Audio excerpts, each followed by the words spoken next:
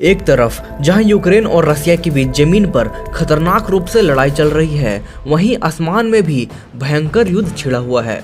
Ukraine की छोटी air force जिसमें सिर्फ 98 लड़ाकू विमान है, वो सुपर पावर रसिया से भिड़ रहे हैं। हालांकि रसिया ने युद्ध में अभी पूरी शक्ति नहीं झोंका है। उसके पास कई सारे आधुनिक विमान और टैंक्स है जो यूक्रेन को तुरंत तबाह कर सकते हैं। इनमें से कुछ विमान तो ऐसे हैं जो एक दिन में ही यूक्रेन को राख का ढेर बना सकते हैं। तो आज के वीडियो में हम कुछ ऐसे ही बम वर्षक विमानों के बारे में जानेंगे, तो वीडियो को लाइक जरूर कर दीजिएगा। सबसे पहले जान लीजिए कि बॉम्बर या बम वर्षक विमान सामान्य लड़ाकू विमान से कई गुना ज्यादा वजनी और भारी होते हैं। ये अपने साथ कई सारे nuclear warhead, bombs, cruise missiles, ballistic missiles, cluster bombs, guided missiles जैसे दर्जनों वारहेड को कैरी कर सकती है। सही मायनों में 3-4 बॉम्बर पूरे यूक्रेन को तबाह करने की क्षमता रखते हैं, लेकिन रसिया ने अभी तक युद्ध में बॉम्बर विमानों का प्रयोग नहीं किया है। तो सबसे पहले हम टुपोलेव Tu-160 बॉम्बर के बारे में जानेंगे।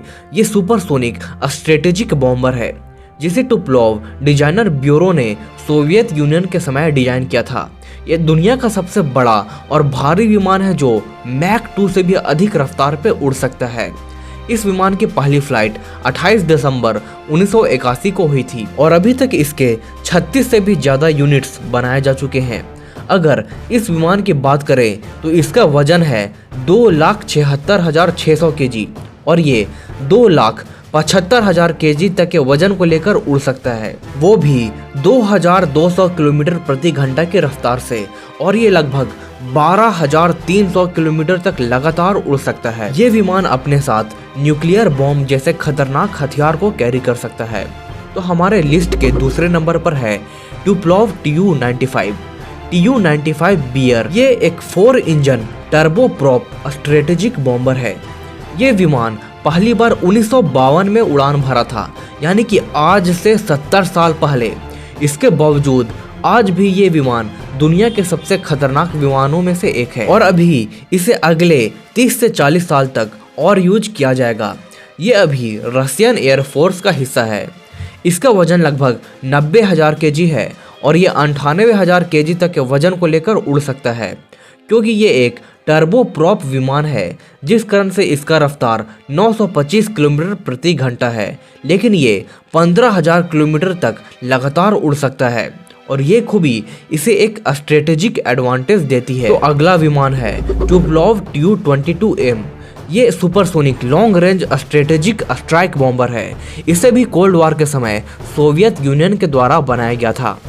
इसे मुख्य रूप से बड़े बड़े जहाज को डिस्ट्रॉय करने के लिए बनाया गया था, यानी कि इसे दुश्मन के एयरक्राफ्ट कैरियर को डिस्ट्रॉय करने के लिए बनाया गया था। उस वक्त इसे सोवियत नेवल एविएशन इस्तेमाल करती थी।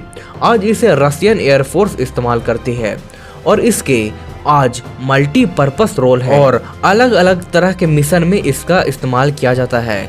अगर इसकी पहली फ्लाइट की बात करें तो ये 1969 में पहली बार उड़ान भरा था। इसके अब तक 497 यूनिट्स को बनाया जा चुके हैं। टुपोलेव Tu-22M बॉम्बर और टुपोलेव Tu-160 बॉम्बर विमानों में एक बेहद खास तरह के फीचर हैं, जिस कारण से ये इतने भारी होने के बावजूद काफी तेज रफ्तार पे उड़ते हैं। जब ये हवा में उड़ते हैं तो अपने पंखों को सिकोड़ लेते हैं, जिस कारण से इसका ड्रैग और फ्रिक्शन घट जाता है और इसका रफ्तार बढ़ जाता है।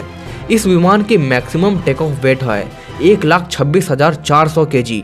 इसकी मैक्सिमम स्पीड है मैक 2 और इसकी रेंज है 6,800 किलोमीटर। ये अपने साथ nuclear warheads, missiles, cruise missiles, bombs को कैरी कर सकता है और ये अपने साथ डंप माइंस को भी कैरी करता है, जो समुद्र के भीतर सबमरीन को भी मार सकता है। तो ये थे रसिया के 3 खतरनाक बम वर्षक विमान।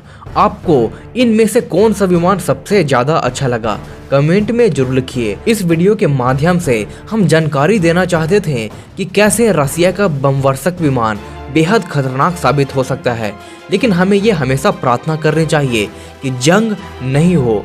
यूक्रेन और रसिया के बीच चल रहे जंग तेजी से खत्म हो जाए, क्योंकि जंग से दोनों ओर सिर्फ और सिर्फ नुकसान ही होता है और सबसे ज़्यादा नुकसान होता है उनका जिनका कोई गलती नहीं है, यानी कि बेगुनाहों का।